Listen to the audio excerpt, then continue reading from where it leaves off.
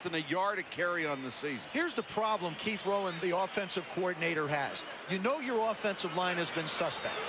And so you're really not getting any yards running the football. If you spread out your wide receivers, you're really not going to help your offensive line. So you're going to get your quarterback killed. And this is exactly what he's thinking. I have to find some plays, even if they're negative running plays, to try and slow down that front a little bit. McCown hoping for a little protection, has to scramble again, throws on the way down, completes it to Ian Badejo out of the backfield, but he's going to be just short of a first down.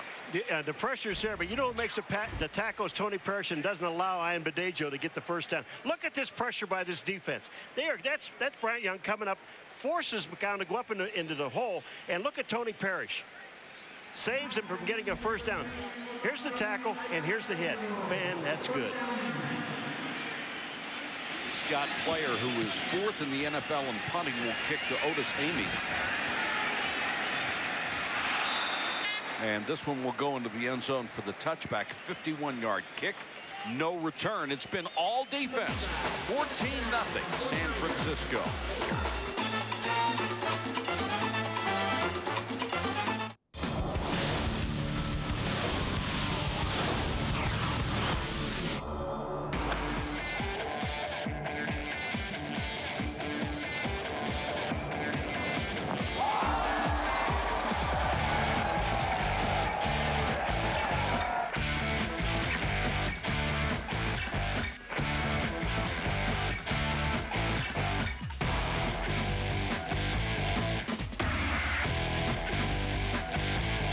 First two games of the series, Belliard hits this one high, but shallow and left. Baroa goes out, gives way, and working out of the shotgun. McNair. They handle the rush. McNair will throw. Intercepted. It's picked off by Archuleta. Now it's a foot race. Archuleta is gone. Touchdown, St. Louis.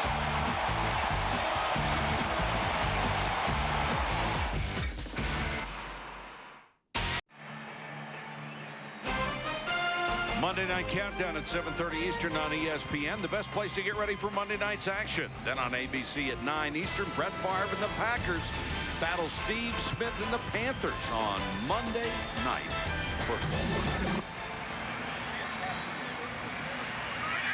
San Francisco getting ready to run its 4th offensive play of the game. Rattay dumps it off. Barlow. Fumble. The Cardinals think they have it. And Ed Hockley says no.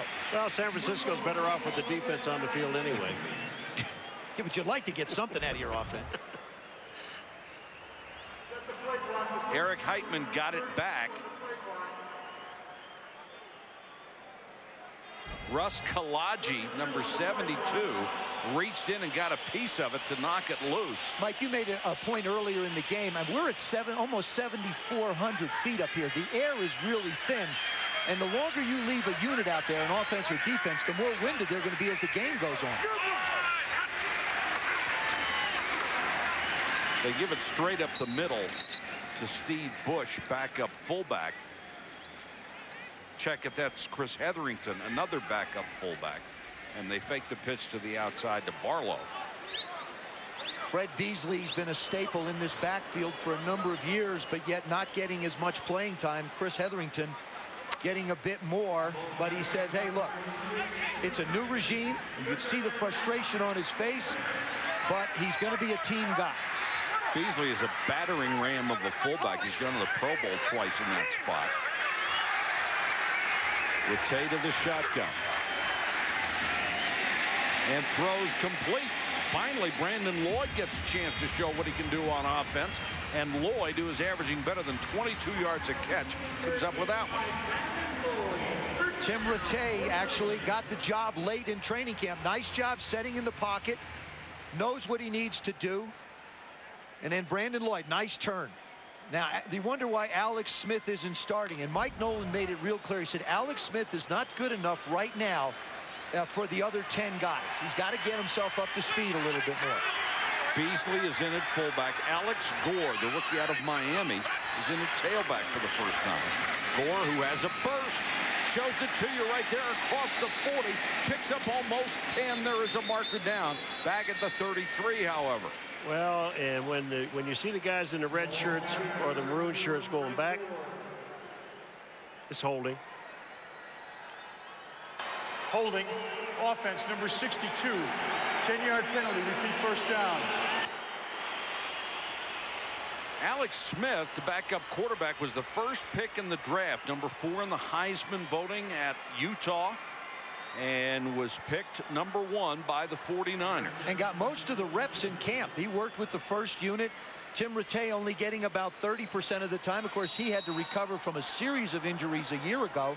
And I have to believe that when Mike Nolan named Tim Rattay the starter, Alex Smith, as much as he wanted to start, breathed a little bit of a sigh of relief, because there is a learning curve that he's going to have to go through. And he had not played particularly well in preseason, completed only 45% of his passes. Red Beasley now in the game. And we got delay of game. Delay of game. Offense. 5-yard penalty. First down. Of course, we told you they took Alex Smith out of Utah with the first overall pick in the draft. He had a 21-1 record as a starter at Utah over 3 seasons, threw 47 touchdowns and had only 8 interceptions. And last year he was Utah's first ever finalist in the Heisman Trophy ballot. And he can run. Right now, it's probably his best strength. Gore breaks a tackle and then taken down at the 22. Let's check in with Susan. And Mike, talking to Alex Smith before the game, he said things are getting better and better. The preseason was so difficult for him. He's, you know, the #1 pick in the NFL, being judged and critiqued. And preparation is his main thing. And in the preseason, he's taken the snaps with the #1 team, and they don't really game plan. That's his thing. He felt frustrated that he didn't really get a chance to show what he can do. And in a sense, he was relieved that Tim Rattay was named the starter. He gets a chance to watch. All right, Susie, 2nd and 21. Rattay got it right in the chops and throws incomplete. Boy, did he go down. Carlos Dansby got a free run at him and just blasted him. Every game you watch of the Arizona Cardinals, and I know they're 0-3, but every game you watch, you see Carlos Dansby make some kind of a play. Now, that one almost was a helmet-to-helmet. You know, I don't know what he hit him with if it wasn't. I mean, that one looked like a bit of a headbutt. Well, he had his hands out front, but when we talked to him, Carlos Dansby, is he unique? You Oh, look at him, he's and neat. all he's doing, he's one of those guys that talks about hitting people with a smile on his face all the time. That's because he's hitting them. 3rd and 21. I told you better off with the defense on the field. Rattay tried to go underneath to Terry Jackson under pressure again and threw a very poor pass. Well, if 105,000 people came here tonight to see offense, they're not getting their wish so far.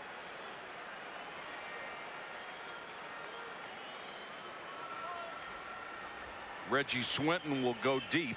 Mike, consider the fact that obviously soccer is their national sport. They are getting a chance to see quite a bit of kicking. Nice. And some good ones. But then somebody uses their hands like this. Swinton. Nice job of being patient and waiting for his blockers and take it out of bounds around the 43. The Estadio Azteca hosted the 1968 Summer Olympics. The games had their share of controversy, of course, including medalists Tommy Smith and John Carlos with that Black Power salute in protest of treatment of blacks in the United States. U.S. athletes dominated, especially Bob Beamon, who shattered the world long jump record, and then Lee Evans, who set a world record in the 400 meters. But Beamon was one of the great single athletic feats of all time. He broke that record by nearly 2 feet, and then it stood for 23 years before it was broken again. Arrington. Check it, Ship. Across the 40 to the 39-yard line. Marcel Ship out of Massachusetts, the only school that recruited him as a running back. Everybody else wanted him as a safety. Well, you're going to bring it back because this is holding. Yeah, but you're not going to take it back from the line of scrimmage. This was holding downfield, I believe, by Larry Fitzgerald. Holding. Offense number 11. 10-yard penalty from the spot of the foul. Repeat first down. It's so hard. Here you are as a wide receiver trying to block. He's on Shante Spencer. Now, keep in mind, these guys did a lot of this toe-to-toe stuff when both of them were at Pittsburgh. But you can't get your hands out, and you can't grab someone. It's the one thing that sticks out when you grab a guy by the jersey. That's the first mistake defensively that I've seen this front seven commit. What they did on the outside is crash down to the inside and let Ship get back out. Harrington checks in now. McCown. And Anquan Bolden, that was actually more of a lateral than a forward pass, and he doesn't get much out of it. See, I don't, a play like that to me should go to a running back, like J.J. Arrington, a little quick back, so that he gets a chance to motor and go quick. Anquan Bolden, any wide receiver at 6'1", 220, is going to take a little bit of time.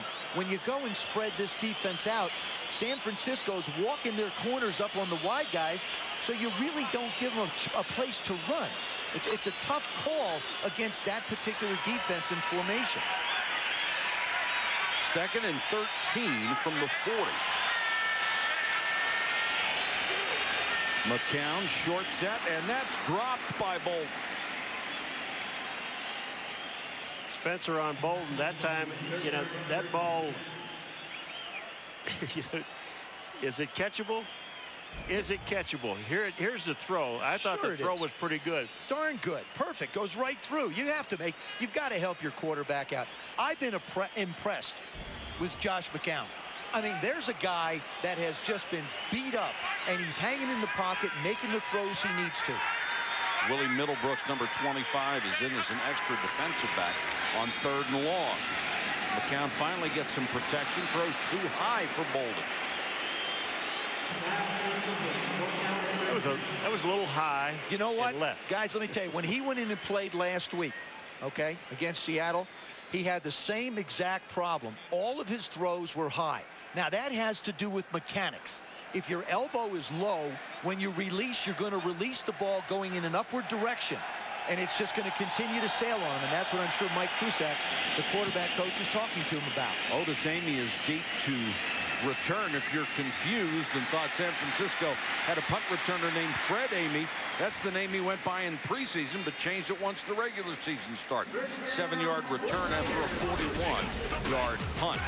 Who is today's Sunday stud? How about Plexico Burress for the Giants? 204 receiving yards, 2 touchdowns. Eli Manning had nearly 304 scores. Donovan McNabb for the Eagles, 369 and 3. Terrell Owens, 171 receiving and a touch. And LaDainian Tomlinson, who rushed for 134 yards and scored 2 touchdowns. You can vote right now. Log on to espn.com or NFL.com. We'll give you the results in the 4th quarter. San Francisco starts from its 25. Barlow breaking tackles and picks up about 7.5 yards. That's the end of the 1st quarter.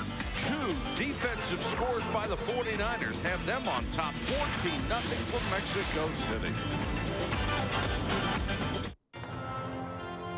Relive another great moment on ESPN. It's the biggest day of racing in America, the fabled Indianapolis 500. Difficult to capture for the most savvy veteran drivers. More difficult for a young 26-year-old gunning for his first checkered flag at the Brickyard at Indianapolis. But Elio Castroneves defied the odds and won the big race, climbed the catch fence, and the legend of Spider-Man was born. A celebration of sports memories from around the globe. Great moments on ESPN.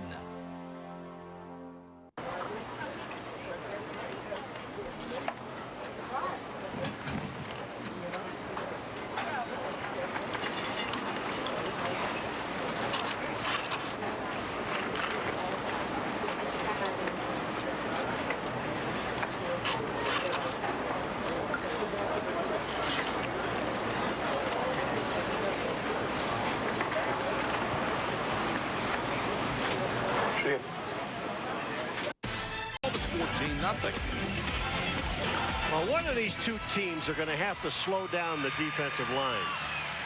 Neither one of them have. I think the way you do it is with screens. Well, they tried that. Somehow, and that ain't working either. You have to keep on trying.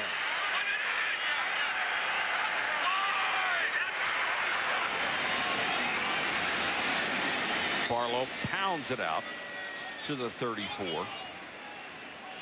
Mike Nolan, in his first year as the head coach of the 49ers, if anybody knows about opportunity, it's him. He walked on at Oregon. He was the 4th string safety. Right after he became the 4th string safety, the number 1 safety got hurt, so he moves up to number 3. The number 2 safety was the backup quarterback. First string quarterback gets hurt. He goes over to offense, so now Nolan is number 2. The day after that, number 1 flunks out, and he is the number 1 safety in a space of 3 days. He said, I didn't do anything to deserve those breaks, but I took advantage of it. He got a scholarship and started in the Pac-10 for 3 years for Oregon. Frank Gore on that run. The Baltimore Ravens, his most recent job, the last 2 as defensive coordinator. And he was with the New York Jets, the Washington Redskins. All of these as defensive coordinator and widely respected around the league for his work in that capacity. But he went to Baltimore as a wide receiver coach. Yes, he did. Didn't have another job. Swinton makes a late fair catch call just inside the 25. 40-yard punt and no return. The fans here in Mexico City, 105,000, still waiting to see a little more offense, and now we'll check the penalty flag on the punt. We've seen quite a few flags here in the first half, and to be honest with you, all you need to do is look at penalties, and they translate to poor records. And that's what we have. We have 2 teams here that have struggled. San Francisco getting some great play out of their defense. After the play was over, a personal foul. Unnecessary roughness by the receiving team, number 97. Half the distance to the goal. 1st and 10, Arizona ball. 3rd personal foul called in this ball game. We'll be back to Mexico City in a moment.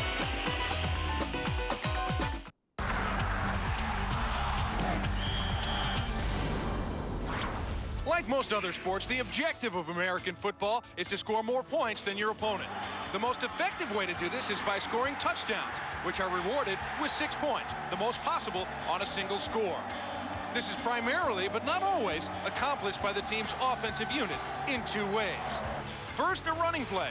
The moment the ball breaks the plane of the goal line, which is an imaginary line starting at the goal line and rising to infinity, the touchdown is counted. Unlike rugby, the ball does not physically need to be placed down in the end zone to constitute a score. It simply needs to break the plane of the goal line. The same rules go for a passing play. A player may catch the ball prior to the goal line and proceed to run it in, breaking the plane.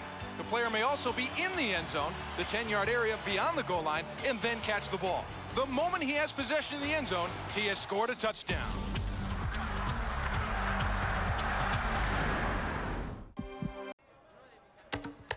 ESPN Sunday Night Football, brought to you by Southwest Airlines, proud sponsor of the NFL and official airline of Super Bowl 40. GMC trucks and SUVs, we are professional grade. The Moto Rocker with iTunes. Visit Motorola.com for details. And Visa, proud sponsor of the NFL. With Visa, you're protected. Zocalo, Mexico City's great city square, home to the Metropolitan Cathedral and the Grand National Palace. The Cardinals take over on offense, and Marcel Shipp bursts straight up the middle to the 28-yard line. They have been able to move the ball, but their own mistakes have killed them. Since that fumble, he looks like an entirely different running back. He's running with purpose. He's running over people. He's running with juice. Right up the middle. There you go, right up the gut of the defense. Good job by the line that time. Good job by Leonard Davis on the cutoff on the backside. That is the new player's phrase. We have to play with more juice. Yeah. And heard it from more than one. McCown throws the out, complete to Bolden. Paul, you mentioned in the open how bad the San Francisco defense had been in terms of yardage, in terms of points allowed. You forgot to mention that they can score touchdowns on their own. They don't need the offense. Yeah, you know, they forgot to tell the front seven that these guys, I mean, they step it up. When a team, you know, you're the worst pass defense in all of football and you give up more points than anybody else, your defensive front seven has to step up, and they have. And in the open, I talked about getting the ball to their wide receivers. They've been open. Josh McCown just hasn't been able to get it to him. Shipp on the draw. Runs hard, takes it out to the 49. Now let's go to Chris Berman in the studio for a SportsCenter 30 at 30 update. All right, Michael, thank you very much. The Eagles trailed Kansas City 24-6 at Arrowhead, but rallied unbelievably to win 37-31. Baseball, down to the final day of the season for the Red Sox, who win the AL wild card, and the Astros, who win the NL wild card. We'll detail all the postseason baseball for you. Our fastest 3 minutes and more at halftime. Hola, Mike. All right, thanks, Boomer. Hola. And what a comeback by the Eagles, 24-6. McCown airs it out, and 2 steps too far for Larry Fitzgerald. He has had 3 opportunities, in my opinion, for touchdowns, and he's been long on every one. Now, I don't think it's nerves because he played a little bit. This is just, you've got to give him a chance to make a play. The other thing is, Larry, you can't slow down. That did not help out Josh McCown at all. When you don't think you're getting the ball, you slow down. You never slow down. That's twice we've seen the wide receivers slow down. Brian Johnson, number 80, slowed down going to the end zone, and Larry Fitzgerald did the same thing. Go to 4 wide receivers this time. San Francisco showing a 4-man front, and they come with it. McCown out in the flat. Lee, and Lee fights for yardage to get to the sticks, dragging Jeff Ulbrich with him. What a play by Charles Lee. There's some juice for you. There's a guy showing a little juice. All right, we're talking about Leonard Davis, how he missed a block inside, but watch Leonard now. Now, this is just good technique. He gets his hand up. Now, he's playing with what they call juice. Nearly knocked the juice out of Corey Smith. So is Charles Lee. Look at it. I mean, he literally made those 5-6 yards all by himself. So you really endear yourself to your teammates when you make plays like that. And especially your quarterback. Oh, yeah. When you can throw a 6-yard route on 3rd and 10 and have a guy physically go get it for you, huge. Well, Lee's a big kid, 6'3", 227. J.J. Arrington in the ball game. Cuts and gets back to the line of scrimmage. Arrington has done almost nothing. In 2004, he led the nation in rushing in California. The only guy in the NCAA to go over 2,000 yards. He was the only running back with 100 yards in every game. He's a good receiver. He has come in here and for some reason has really not been able to get on track. He's frustrated because he's a young running back who was really good and quick in college, and now he's up against 11 guys on the other side of the ball are as quick as he is. Shipp is back in there. Pressure on McCown.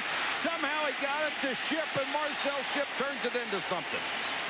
Josh McCown with a tremendous play, both mentally and physically, to make something out of that. This was all Josh McCown. If you take a look at what happens in the front line, watch the blocking here, or lack of. Lack of it. Now, that was Travis Hall again, who was up in his face. But look at McCown. He steps left, then he goes back to the right, and Shipp makes a great catch. And that's not the last time that Leonard Davis is going to see Travis Hall go across his face. He's got to figure out a way to get that huge body down the line better. Well, they got to figure out a way to quit making him block down. McCown. Refuses to slide again, gets out of bounds to the 27. There you go. They're going to hand him his lunch. Right, one of these times. I'm telling you, they're going to hold him up and someone's going to label him. You got to know when to hold him. And that time he held him. Well, yeah, but he's cutting back in. He's cutting back into the defense. This is all McCown here. Watch him go outside. When he cuts back to his right, wow, get out of there. And he did. Now, we've seen Arizona move the ball down into this territory before, only to have Derek Johnson, the defensive back, go almost 80 yards with a fumble return for a touchdown. Arrington and Shipp in the backfield together. Shipp will take it, pick up a couple. That's sort of an odd formation with Shipp actually lining up as the lead back and then getting the quick handoff. Well, that's also a long handoff. Well, I was just going to say, you almost get the sense that somebody went the wrong way. And I've had more situations where I've turned one way, the back's gone the other, and you look terrible doing it, and all of a sudden, it's 5 yards. Of course, there are the other times where you're totally exposed. You're the only one standing there with the ball. Yeah, and that hurts.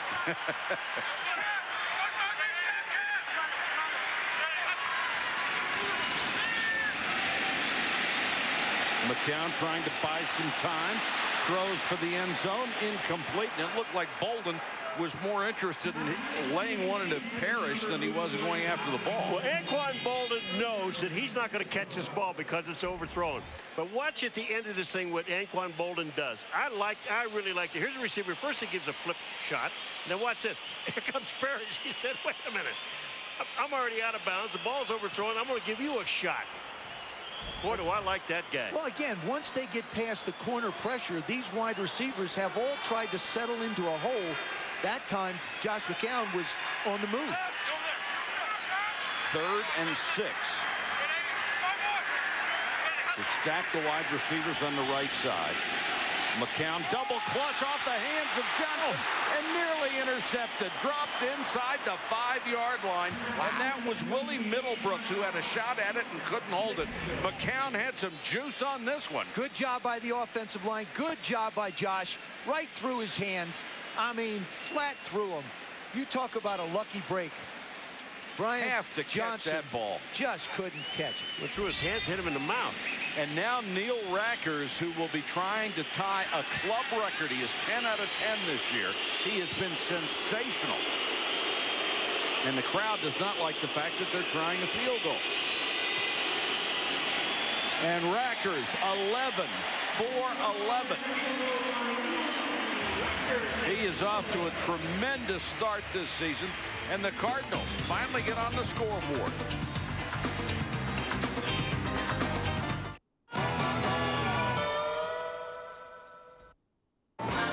Hollywood has the Academy Awards. Now poker has the Royal Flush Awards, better known as the Flushies. 2004 was the year that the highlight culture invaded poker, raising the ante on post-hand celebrations. Greg Ramers may have been the biggest. Matthias Anderson, the loudest. There was one other performance, however, that Flushies could not ignore. With entrances so grand, reactions so spectacular, and perhaps the best line ever spoken after getting busted. If there weren't luck involved, I guess I'd win every one. Phil Hellmuth turned in a transcendent performance in 2004, earning him the Flushie for Performance of the Year. End of interview.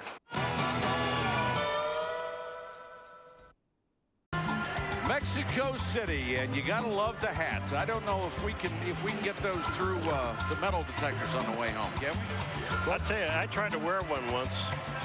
No, you tried How'd to you do? No, Not good. No, Not good. He Someone stole it right away. He tried to drink out of it.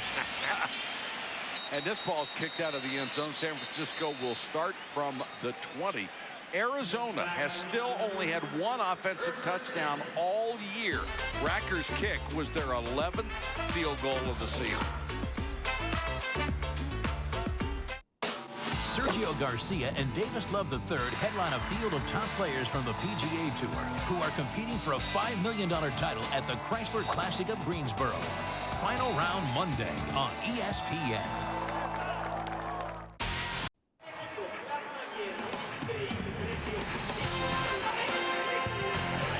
The Division Series start on Tuesday at 1 Eastern on ESPN. The San Diego Padres and the St. Louis Cardinals at 4 on ESPN. The Boston Red Sox and the Chicago White Sox hope to be with us on Tuesday. I know I'll be watching that one. Mike Patrick, St. Louis Cardinals. That's correct, sir. Thank you. Tim Rattay out to Barlow in the flat. Got about 5, and there is a marker down. Penalties have hurt both of these clubs the start of the season.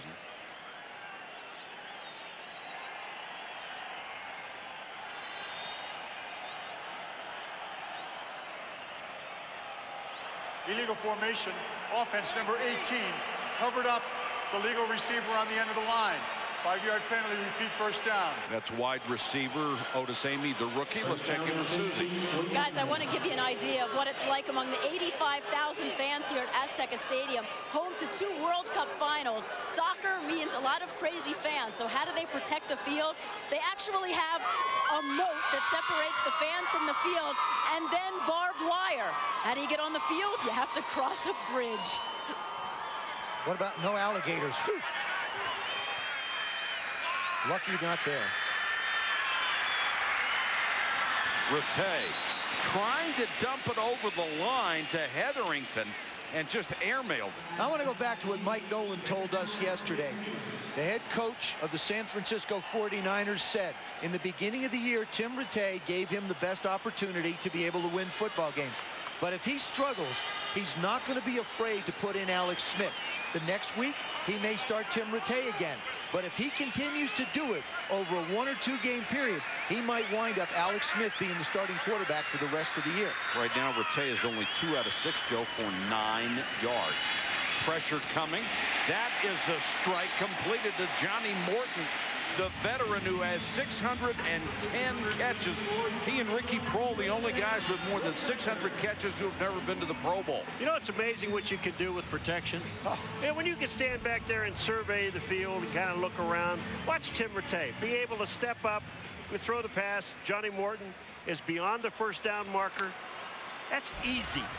Plus the other thing, it's down the field. It's not like that little check down he missed before where he has to navigate the defensive line. Frank Gore is the running back as he alternates with Barlow. Rattay ripped from behind. And coming on a safety blitz, Adrian Wilson. I said, you know, you can throw the ball downfield when you have time.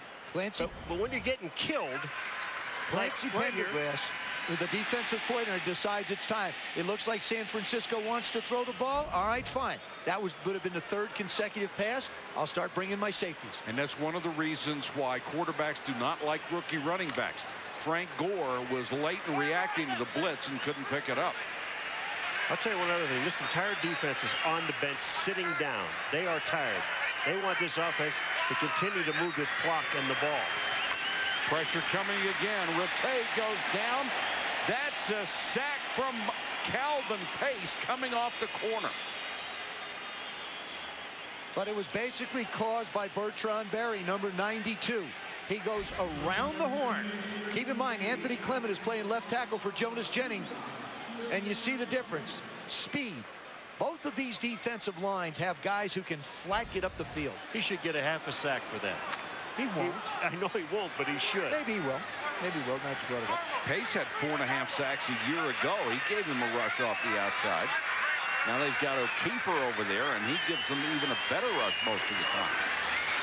Blitz coming again. Rattay hangs in there and throws short.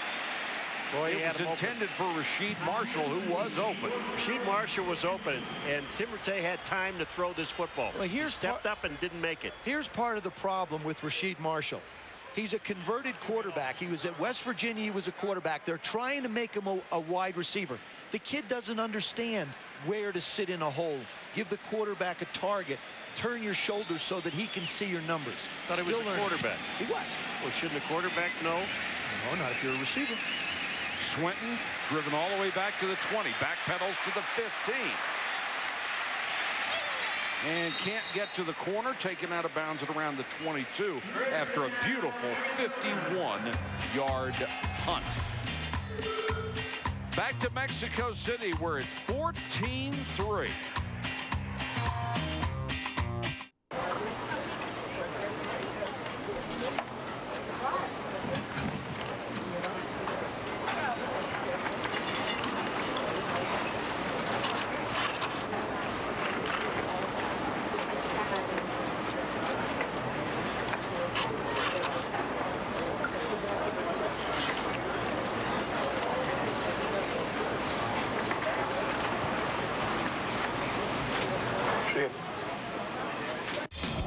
Joined us late. The 49ers have scored twice on defense and lead it 14-3. Arizona has the ball back at its own 23-yard line. Oh, McCown, that was a jailbreak. He didn't have a chance. Holy cow. I'll tell you what, you talk about perfect timing by the front 7. Watch this blitz. Look at the timing on this thing. It is just unbelievable. By the time Josh McCown turned around, he was hit. Jeff Ulbrich just fired the gap. And he looked to the sideline. He's looking for the. I'd run the same play again. Run the same defense again. Oh, good.